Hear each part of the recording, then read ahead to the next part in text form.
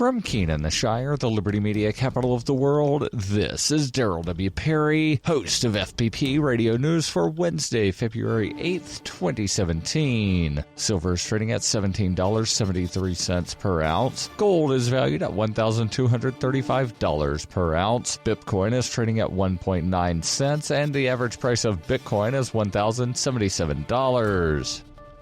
Antiwar.com reports, according to the Syrian Observatory for Human Rights, a flurry of airstrikes pounded the headquarters of al-Qaeda's Nusra Front in the Idlib province, with 10 strikes hitting the base and the surrounding area, killing at least 37. The observatory said most of the dead, around 24, were civilian bystanders. Exactly who was responsible for the attacks was unclear. The observatory said it was probably Russian warplanes or possibly the U.S.-backed coalition, both of whom have been operating in the area recently. Russia, however, was quick to deny their involvement, saying they had not conducted such a strike. The U.S. has reported 2 precision strikes in Idlib a few days ago, but as yet has neither confirmed nor denied involvement in these most recent attacks. Besides Russia and the U.S. coalition, Turkish warplanes or Syrian warplanes are the only ones operating in Syria. Nusra has found themselves increasingly targeted in recent months, first related to fighting over the city of Aleppo, and then later as a consequence of internal unrest with more moderate rebel groups in Idlib. For nearly 40 years, Roberts & Roberts Brokerage has been a trusted source for buying and selling precious metals like gold and silver. They also take Bitcoin for precious metal purchases and have permanently removed the minimum purchase amount for all orders paid in the digital currency. Call Roberts & Roberts today for knowledgeable advice on buying and selling precious metals and a forward-thinking approach to new technologies. 800-874-9760 or visit online at rrbi.co.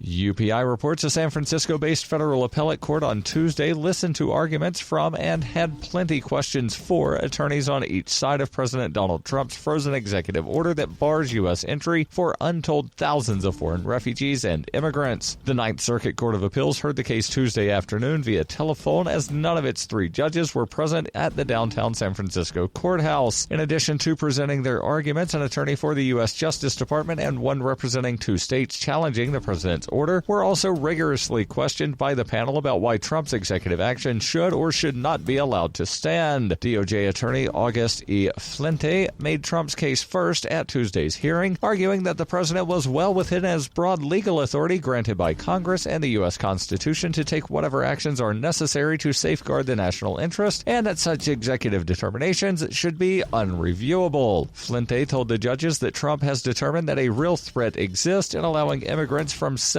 largely Muslim countries listed in the order to enter the United States. Asylum seekers under the U.S. government's refugee program are also temporarily barred from U.S. travel. That argument, though, was questioned by the court, which asked if the DOJ could produce any solid evidence that travelers from those nations would truly pose a risk of terrorism. Flinte said he could not do so. The court also refuted the government's claim that the plaintiffs in the case, the states of Washington and Minnesota, cannot legally challenge the president's order with their lawsuit. The court said its ruling will probably be announced sometime this week.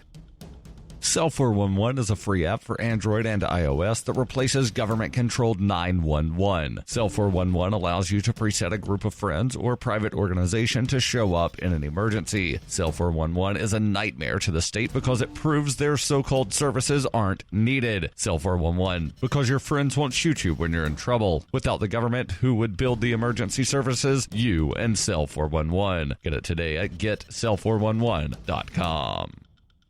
Reuters reports the U.S. Army will grant the final permit for the controversial Dakota Access Pipeline after an order from President Donald Trump to expedite the project despite opposition from Native American tribes and climate activists. In a court filing on Tuesday, the Army said that it would allow the final section of the line to tunnel under part of the Missouri River system. This could enable the $3.8 billion pipeline to begin operation as soon as June. Protest against the project last year drew thousands of people to the North Dakota plains, including Native American tribes and environmental activists. The movement attracted high-profile political and celebrity supporters. This permit was the last bureaucratic hurdle to the pipeline's completion, and Tuesday's decision drew praise from supporters of the project and outrage from activists, including promises of a legal challenge from the Standing Rock Sioux tribe.